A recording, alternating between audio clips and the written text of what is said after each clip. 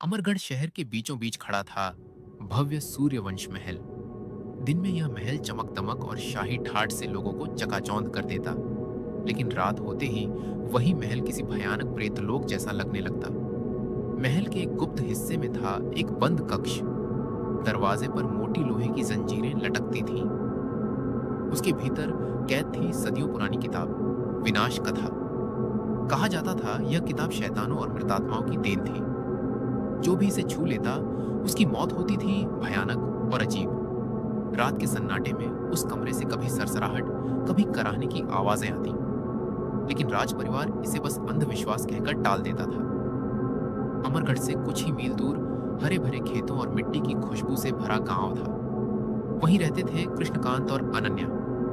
कृष्णकांत साधारण किसान था। हालात ने उसे चोरी की राह पर ला खड़ा किया। वो अमीरों से चोरी करता और गरीबों की मदद करता।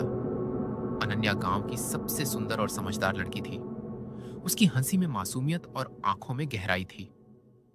एक दिन राजकुमार आर्यवीर सिंह शिकार पर गांव आए। उनकी नजर पड़ी अनन्या पर। उसकी सुंदरता ने उन्हें तुरंत मोहित कर दिया। राजकुमार ने कहा, मैं अनन्या से विवाह करना चाहता हूं। गांव वाले झूम उठे।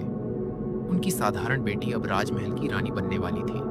असल में अनन्या जानती थी कि यह शादी उसके और कृष्णकांत के प्यार को तोड़ देगी, लेकिन वह भीतर ही भीतर किसी छुपे हुए मकसद के चलते यह रिश्ता स्वीकार कर रही थी। महल में शाही जश्न हुआ। ढोल नगाड़ों की गूंज, फूलों की बरसात, चारों ओर खुशियों का सैलाब। अनन्या ने राजकुमार के साथ 7 फेरे लिए। अब वह महल की रानी थी। राजकुमार उसे अपना सौभाग्य मानते थे, लेकिन अनन्या का दिल अब भी कृष्णकांत के लिए धड़क रहा था। कुछ दिन बाद आधी रात को कृष्णकांत महल की दीवारों पर चढ़ आया।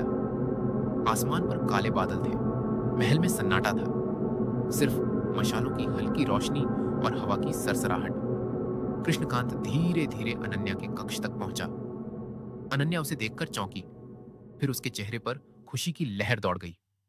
अनन्या फुसफुसाई, राजकुमार आने वाले हैं, तुम ऊपर छुप जाओ। उनके सो जाने के बाद मैं तुम्हारे पास आऊंगी। कृष्णकांत ऊपर चला गया। अनन्या राजकुमार के आने पर चाकू से सेब काटने लगी। गलती से उसकी उंगली कट गई और खून टपक पड़ा।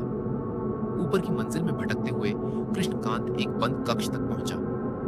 लोहे की जंजीरें देखकर उसका मन और उकस सा गया। उसने जंजीरें तोड़ी और किताब खोली। जैसे ही पन्ने खुले, उसके शरीर में बिजली सी दौड़ी। कुछ ही पलों में उसका पूरा शरीर सड़े हुए पानी की तरह पिघल गया। कपड़े नीचे गिर पड़े। उसका अस्तित्व मिट गया। बाद में जब अनन्या ऊपर आई, उसे सिर्फ वही कपड़े मिले। जैसे ही उसका खून कपड़ों पर गिरा, कृष्णकांत का अधूरा सड़ा गला शरीर सामने प्रकट हो गया। डरो मत, मैं तुम्हारा कृष्णकांत हूं। पता नहीं किताब ने मुझे क्या बना दिया। तुम्हारे खून से मेरा शरीर वापस आने लगा है। मुझे और खून चाहिए। अगले 5 दिनों में कृष्णकांत ने 4 निर्दोष लोगों का खून पिया। हर बार उसका शरीर और भयानक होता गया। चेहरा इंसान का, लेकिन आंखें शैतान की। आवाज इंसान की, लेकिन गुर्राहट जानवर की। अनन्या अब उससे डरने लगी थी। उसका दिल धीरे धीरे राजकुमार की ओर खींचने लगा।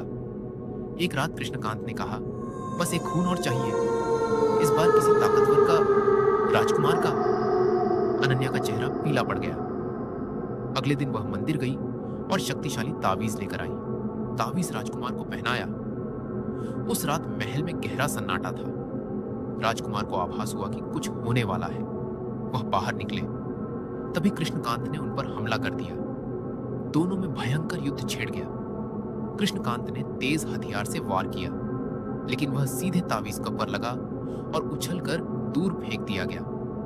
राजकुमार ने बार बार वार किया, लेकिन कृष्णकांत मरता ही नहीं था। अनन्या को भयानक सच्चाई समझ आई। कृष्णकांत मेरे खून से वापस आया था।